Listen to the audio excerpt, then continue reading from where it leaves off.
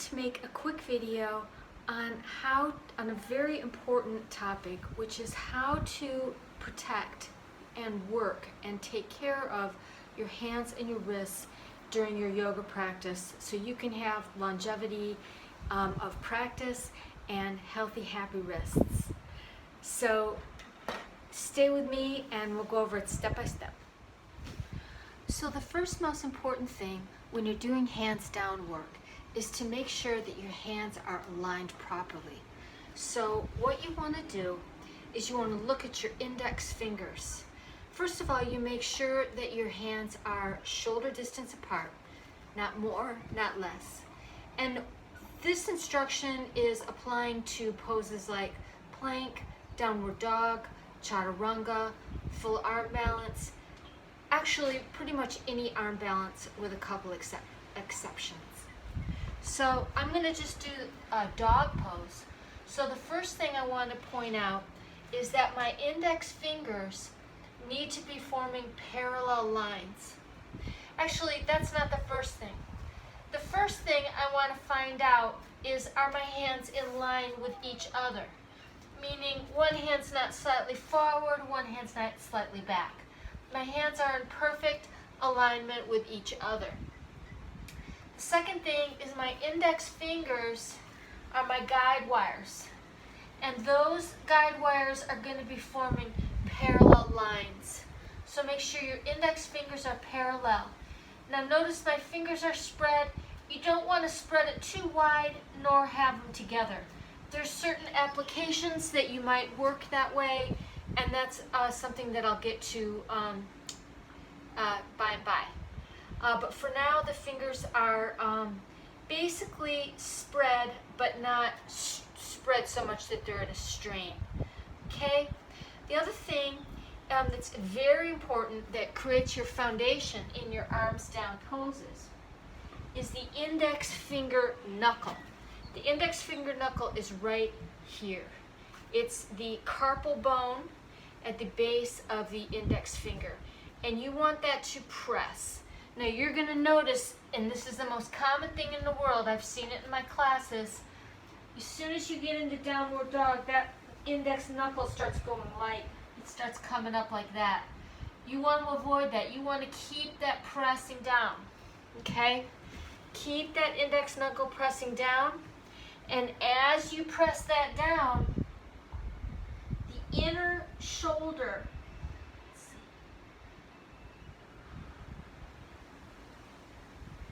as you press that down, there's a special connecting and opposing action of the inner shoulder.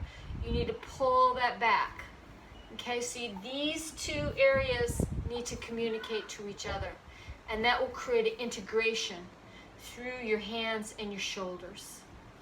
Okay, that's step one. So that's your dog pose, that's your plank, that's your chaturanga, that's your upward dog, and your downward facing dog. Feels good. The other thing you need to be mindful of if you are going to preserve the longevity of your wrists and thereby your yoga practice is this wrist crease. Okay? See these little wrinkles there at the crease of my wrist? You want to pay attention to those, because when you step back into your downward facing dog or in your plank, you want those wrist crease to be parallel with the edge of your mat. In other words, you don't want your hands to be turning in like that or turning out like that. Again, there's certain applications, there's certain ways to do downward dog against the wall with your hands turned out like that. Just save that for that specific application if a teacher asks you to do that.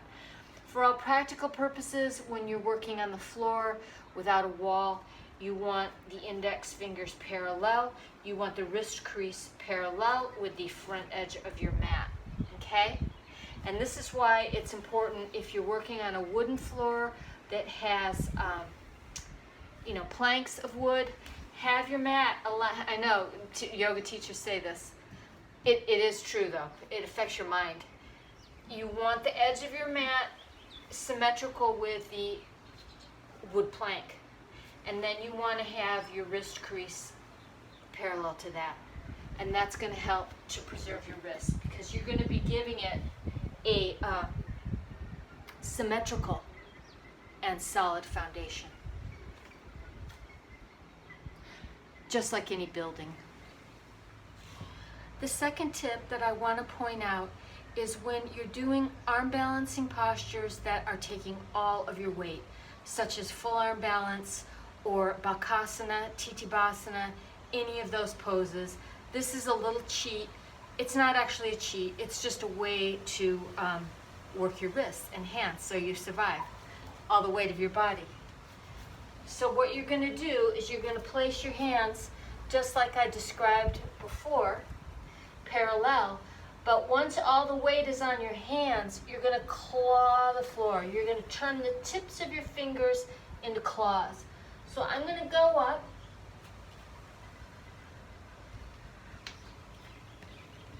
and I'm in full arm balance, so all the weight of my hands, all the weight of my body is on my hands.